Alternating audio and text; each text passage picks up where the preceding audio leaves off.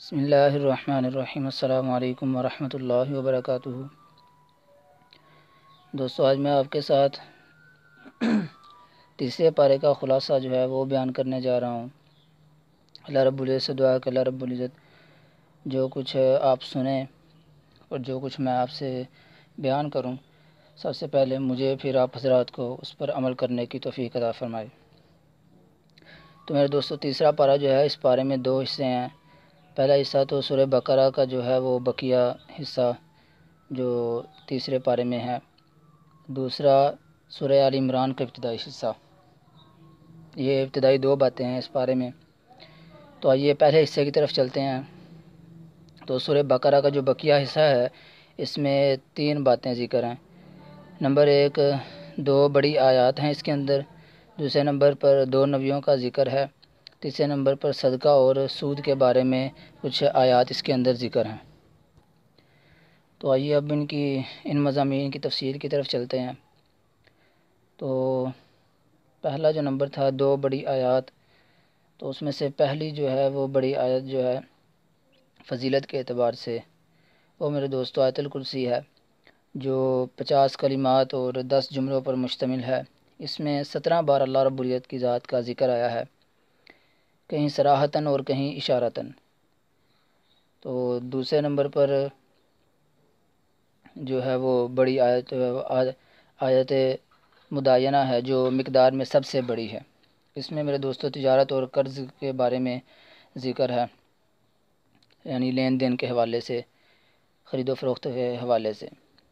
تو دوسرے نمبر پر آ جائیے، 2 نبیوں کا ذکر ہے۔ اس میں سے پہلے جو ہیں وہ حضرت ابراہیم علیہ السلام ہے، کہ ان کا قصہ کہ جب انہوں نے نمرود بن کنان جیسے سرکش اور متکبر بادشاہ کے ساتھ مباحثہ کیا تھا، اور وہ قصہ بھی جب انہوں نے اللہ تعالیٰ سے درخواست کی تھی کہ مجھے مردوں کو زندہ کرنے کا منظر دکھایا جائے۔ اور دوسرے جو ہیں وہ نبی حضرت عزیر علیہ السلام کے دل میں ایک تباہ شدہ بستی کو دیکھ کر خیال پیدا ہوا تھا کہ نامعلوم اس بستی کو دوبارہ کیسے زندہ کیا جائے گا۔ چنانچہ خود ان پر 100 سال کے لیے موت مسلط کر دی گئی، پھر انہیں دوبارہ زندہ کیا گیا۔ اور تیسرے نمبر پر میرے دوستو صدقہ اور سود کے بارے میں تھا۔ تو بظاہر تو صدقے سے مال کم ہوتا ہے اور سود سے بڑھتا ہے، مگر در حقیقت جو ہے وہ صدقے سے بڑھتا ہے اور سود سے گھٹتا ہے۔ اس حوالے سے 1-2 مثالیں میں آپ کے سامنے پیش کرتا ہوں کہ اللہ کی راہ میں خرچ کرنے والوں اور اخلاص کی بنا پر انہیں حاصل ہونے والے ثواب کو میرے دوستو، یعنی صدقہ کو، اس کاشتکار کے ساتھ تشبیہ دی گئی ہے جو زمین میں ایک دانہ بوتا ہے اور اس سے 7 بالیاں اگاتی ہیں۔ ایک بالی میں 100 دانے ہوتے ہیں میرے دوستو۔ یوں کاشتکار زمین کو ایک دانہ دے کر اس سے سینکڑوں دانے واپس لے لیتا ہے۔ یہی حال اس شخص کا ہے جو اللہ کی رضا کے لیے 1 روپیہ خرچ کر کے سینکڑوں بلکہ ہزاروں لاکھوں نیکیاں حاصل کر لیتا ہے۔ دوسری طرف وہ شخص ہے جو محض دکھاوے کے لیے صدقہ کرتا ہے۔ اسے اس کسان کے ساتھ تشبیہ دی گئی ہے جو اپنی فصل ایسی چٹان پر بوتا ہے جس پر مٹی کی ہلکی سی تہ بچھی ہوتی ہے۔ اگر تیز بارش ہو جائے تو مٹی اور بیج دونوں بہہ جاتے ہیں، جس کی وجہ سے اس کی ساری محنت میرے دوستو ضائع چلی جاتی ہے۔ اور میرے دوستو صدقہ خیرات کے شرائط اور آداب بیان کرتے ہوئے فرمایا گیا ہے کہ مناسب بات کہہ دینا اور درگزر کرنا ایسے صدقہ خیرات سے بہتر ہے جس کے بعد دل آزاری کی جائے۔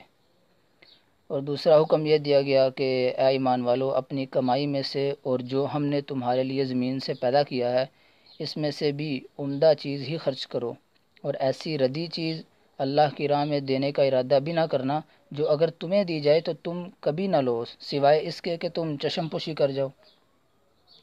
اور تیسرا حکم صدقہ کے بارے میں یہ دیا گیا کہ اگر تم صدقات اعلانیہ دو تب بھی اچھی بات ہے، اور اگر تم چھپا کر ضرورت مندوں کو دو تو یہ تمہارے لیے زیادہ بہتر ہے۔ اور آگے میرے دوستو سورہ بقرہ میں جو شرعی مسائل بیان کیے گئے ہیں ان میں ہمارے دور کا ایک اہم مسئلہ میرے دوستو حرمت ربا بھی ہے۔ تو سود خور کو اس شخص کے ساتھ تشبیہ دی گئی ہے جو جنات اور شیاطین کے اثرات کی وجہ سے خبتی اور دیوانہ ہو جاتا ہے۔ دنیا میں بھی میرے دوستو سود خور کا حال خبتیوں اور پاگلوں جیسا ہو جاتا ہے۔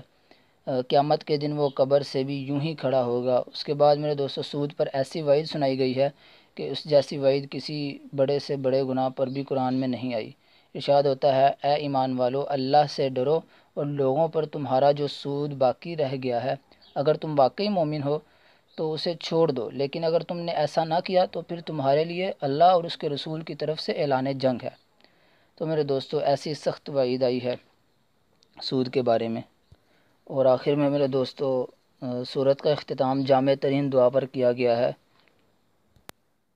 کہ جس میں مسلمانوں کو سکھایا گیا ہے کہ وہ بارگاہ الہی میں یوں درخواست کیا کریں۔ تو سورہ بقرہ کا اختتام ہو چکا ہے، آگے سورہ آل عمران شروع ہو رہی ہے۔ تو سورہ آل عمران کا جو ابتدائی حصہ ہے اس بارے میں، اس میں 4 باتیں ذکر کی گئی ہیں۔ نمبر 1، سورہ بقرہ سے مناسبت بیان کی گئی ہے۔ دوسرے نمبر پر اللہ تعالیٰ کی قدرت کے 4 قصے بیان کیے گئے ہیں۔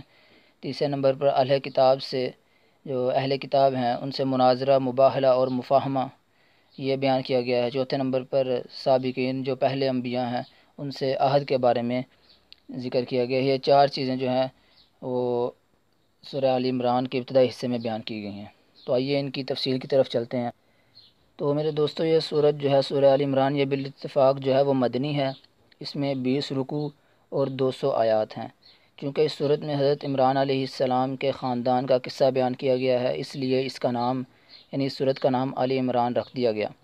اس سورت کی فضیلت کے بارے میں صحیح مسلم میں حضرت ابو امامہ رضی اللہ تعالیٰ عنہ سے روایت ہے کہ میں نے رسول اللہ صلی اللہ علیہ وسلم کو فرماتے ہوئے سنا کہ 2 روشن صورتیں یعنی بقرہ اور آل عمران پڑھا کرو۔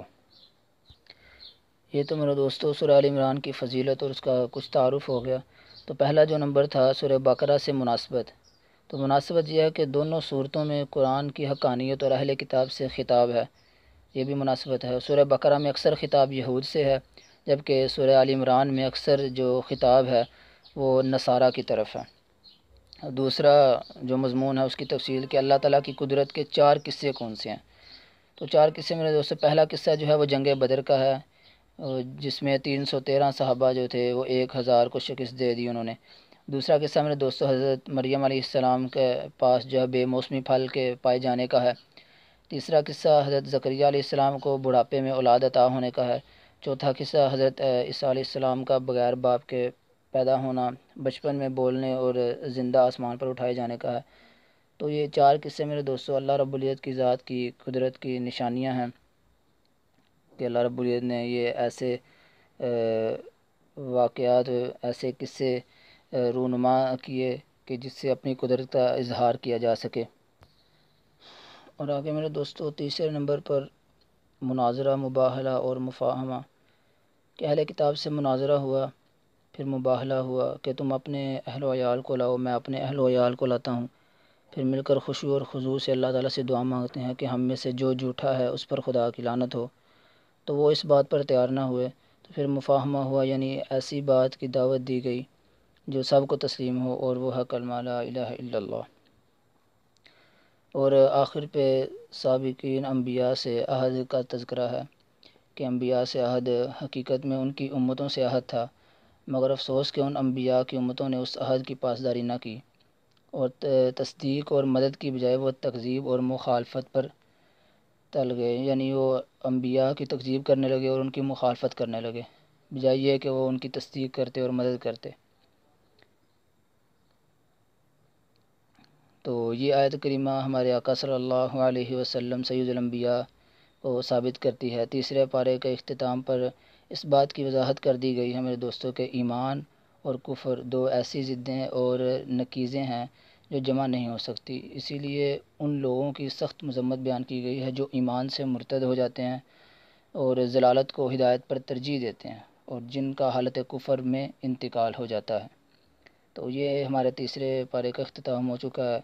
تو اللہ رب العزت سے دعا ہے کہ اللہ رب العزت جو کچھ میں نے آپ سے اس ویڈیو میں بیان کیا ہے، سب سے پہلے اس پر مجھے، پھر آپ حضرات کو اس پر عمل کرنے کی توفیق عطا فرمائے۔ وآخر دعوانا الحمد للہ رب العالمین۔ السلام علیکم ورحمۃ اللہ وبرکاتہ۔